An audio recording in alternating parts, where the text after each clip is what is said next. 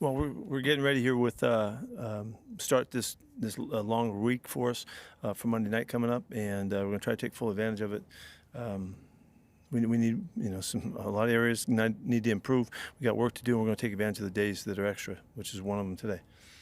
We talked a lot about the short week last week. How much does that longer week give you guys time to work on some things? And No, it does. It does. I thought our guys responded really well and played really hard the other night on Thursday night, and I really liked that we were able to do that um, because it's a unique situation that you're in, and we got to learn from those times when we get them. But this will help too. This gives you a little bit of break on the legs, and we'll get a good full week plus half a day today and a full day tomorrow. So we have nothing to complain about. We got a lot of time to get better.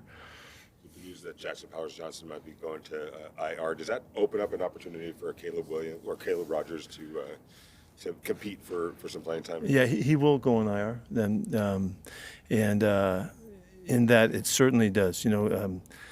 We'll see how Dylan Parham does coming back, but we think he's going to make it back, and it does open up opportunities that we're gonna give some guys a shot at it and see how that looks.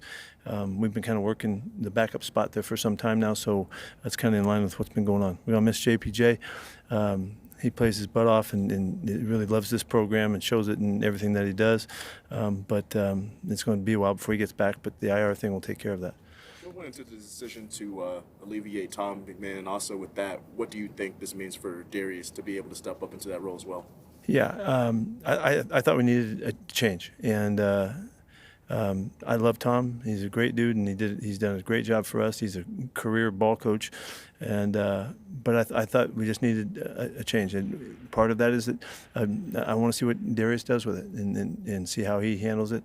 I mean, he's done it before. He's been in this situation before. He's been a teams guy before, and he's very well versed.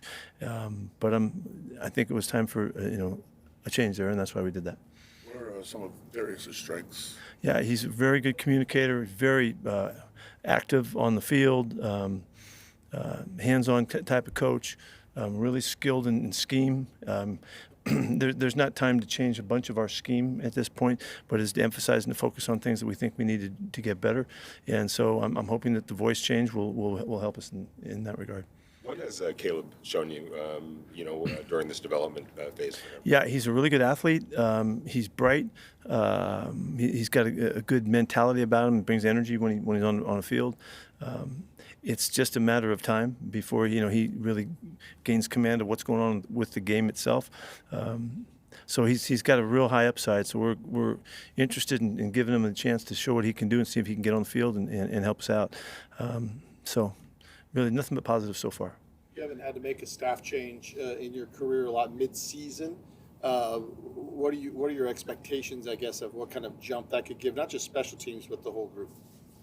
Yeah, well, I knowing Tom and Darius as I do, those guys they'll speak a lot of the same language, but it'll be a change for us, kind of in personality that I'm hoping will help us and make a difference, and I'm hoping it also motivates our players too, that they realize that we need to do better. We need to avoid the big errors that have happened to us in the kicking game that have cost us potential wins, and that they'll rally behind this move. And that doesn't mean that they don't love Tom. They do. And so we'll see how this goes. You're right about that. Yeah, there haven't been very many changes, but this is one of them. Where's Carlson's head right now? Well, he's trying to get right. He wants to do right by his team, and he wants to get clear. And he's well versed on the mentality of how you do that, the preparation and the practice to get your mind clear so that you can perform like you're capable. And when they stack up on you after some time, you have to deal with it directly. So we're addressing that right now. Obviously, a lot of errors on special teams, but you did have 2 punts inside the 2-yard line last game. What does that do for your team? Yeah, the kicking game was really good in some aspects of it. We covered like crazy, had some big hits and setbacks, field position changes. AJ's game was almost perfect. A beautiful game, and under those conditions with the weather, you saw how it affected their punter.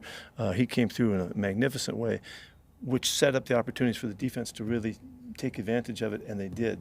So we were really fitting together in real positive ways. Missing a kick and getting a punt block, they can make a difference in the game. And look how close this game was. That's how it was. I think they scored after the punt block, and and we missed our 3 points there. So huge factors, and hopefully we can get rid of those. You had 2 picks on Thursday against Denver. Just looking at the tape, what did he do well in your eyes? He played a really good fundamental game, which he does a lot. He really understands the principles of staying on top and working his technique. He's a really good tackler, and he's got very good hand-eye coordination. And he showed it on that ball. It was a heck of a catch to make under those circumstances, and changed that situation in the game drastically. And even the tip that he grabbed he very aggressively went after that ball and snatched it out of the air, just showing that he's comfortable playing the position. So I was really happy with both those guys that played the right corner spot. Corners have been playing pretty good football, and KU took advantage of his opportunities really well. Lonnie Johnson had to jump back in there pretty quick.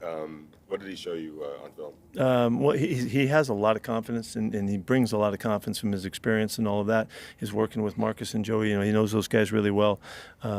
We trust the heck out of him. We were really excited about his role as he would fit it into the rest of the fellows when we started this thing off. So he's excited about showing it, and we're excited about seeing it. So he's just getting started. This won't be his best game. He's going to improve as he goes, gains his confidence and all of that. Gets a chance to tackle a few more guys. He had a couple nice tackles in the game.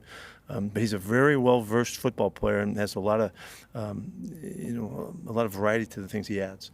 Does that also free up maybe Jeremy Chin to be utilized in different ways as well? Well, you've seen the last 2 weeks there's been a little bit of a shift because we were heading towards Lonnie coming back, and so you've seen him in a couple different spots.